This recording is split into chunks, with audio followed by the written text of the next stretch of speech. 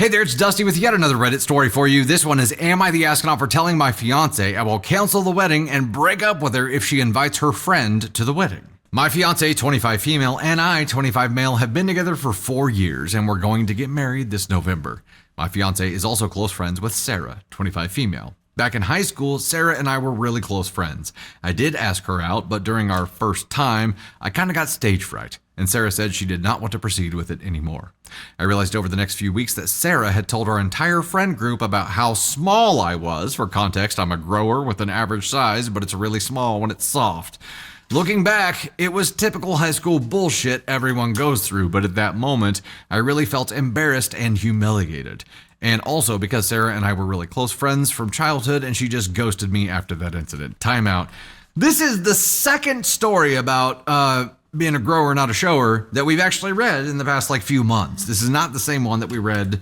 I think it was in a VIP or members only or something, but it's not the same one. But wow, apparently this is a thing. When I found out my fiance was close friends with Sarah, I told her about the incident. My fiance did make Sarah apologize to me, but I told her that it's all in the past. However, when my fiance asked me if we could invite Sarah to our wedding, I told her I would not be okay inviting her to the wedding. My fiance did initially accept, but over the past week, she's been asking me about it again. She says Sarah is really repentant of what she did in high school and that Sarah accepts that she was a horrible mean girl bully. My fiance told me that Sarah is a completely different person from high school and she really wants to attend the wedding. But I just don't want Sarah at the wedding. It's my wedding too. Sarah has texted me a lot over the past few months, and we've even spoken on the phone a few times, but last night I had enough and blocked her. I was also upfront with my fiance last night and told her if she doesn't respect my wishes and invite Sarah to the wedding, I will not only cancel the wedding, but I will also break up with her. My fiance did look really shocked when I said that, but she finally accepted that it was my wedding too, and decided she wasn't going to invite Sarah to our wedding. My fiancé apologized for making me this uncomfortable and said I would always be her priority. I thanked my fiancé and we did have a nice and peaceful night after. Was I the astronaut? No, dude, no. Unlike the other story that we read, which was somebody not wanting somebody else there because they were afraid they were going to get outshone, this is somebody who was a piece of shit terrible person to you. That's different. Not wanting to have to look over your shoulder or feel uncomfortable because someone is there. And I'm so glad that you finally created a true boundary and said, hey, it's this or this. There was not a punishment. There was a consequence attached to this boundary, and that's what needs to happen. And that's where finally she was like, okay. And she said, you would always be her priority. I do have questions, like why did she push so hard? Yeah, granted, this came from Sarah, right? Sarah blew her ass up and was like, oh, ask him today, ask him today, ask him today, ask him today. Hey, how's little dick? Ask him again today. Like, you know it came from her. And you know that she really wanted to come to this wedding for what reason? Who knows? Maybe so she could do something terrible again, and you have to worry about that kind of shit. But I would use this opportunity, OP, to be like, I know you say I will always be the priority, and I know you apologize for making me this uncomfortable, but why did you ask 47 times? Moving forward, as a couple, if we're going to do life together, I really need you to hear me when I say something once. Having to say that I'm uncomfortable 47 times, or whatever number it was, is hurtful. I feel like I'm not being heard when I have to say it that many times, especially when it's about something that makes me uncomfortable. And it hurts me that you were so willing to keep knocking on that door for someone who is not going to be your life partner. I've just used this as an opportunity to try to set that right for both of you. And then you have a clear understanding moving forward, and having a clear understanding of that kind of thing moving forward right now can only help you. It can only help you succeed as a couple, right? Because year one, as Candy Thunder and I know, is really tough. Year one of marriage is hard. You learn to communicate through conflict. You learn a lot, but learning to communicate is not easy. And this could be a really good opportunity to make it a hell of a lot easier for you. Sarah's acting sus, right? Like, why does she want to come to this wedding so bad? It's like, I feel like she's gonna slip the DJ a 50 and play don't want no short dick men. You know, it's going to be something like that. It's going to be something terrible she's going to do, and she's going to get a kick out of it, and everybody's going to laugh. because she's trying to revive her glory days of when people thought she was funny in high school or whatever shit. It's not worth the risk. Tater thoughts?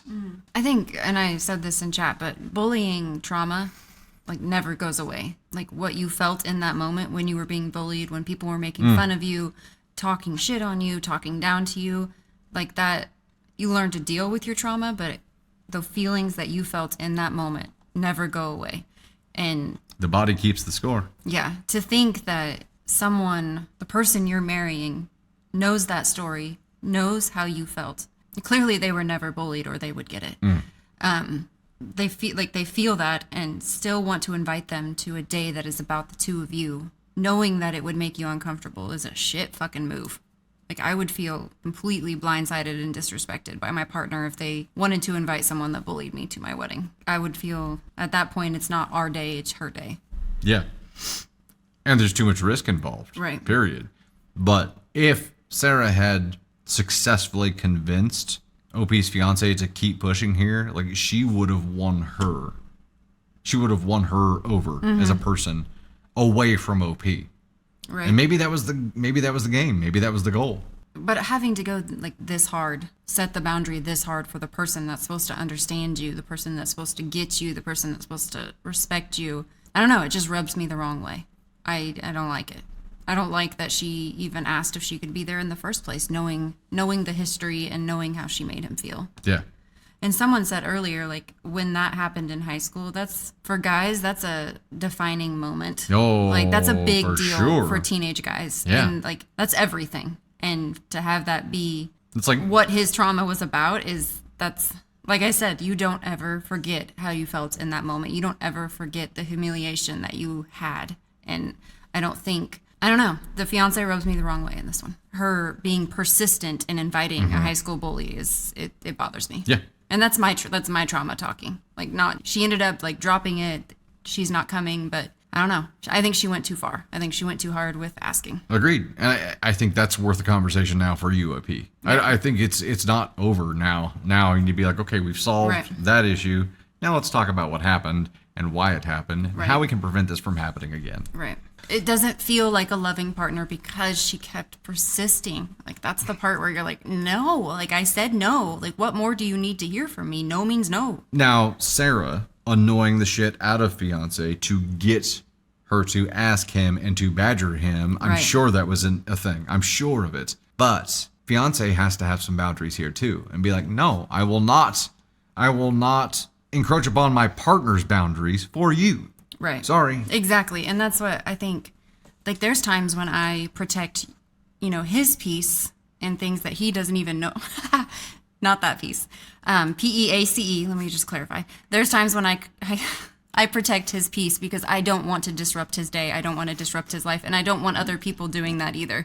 So would you stop? I'm sorry. I can't even say anything. I'm sorry. I just pictured you like walking in front of me and like every toddler elbow and dog and stuff that's coming near me. You're like, yeah. You're just like protecting my peace.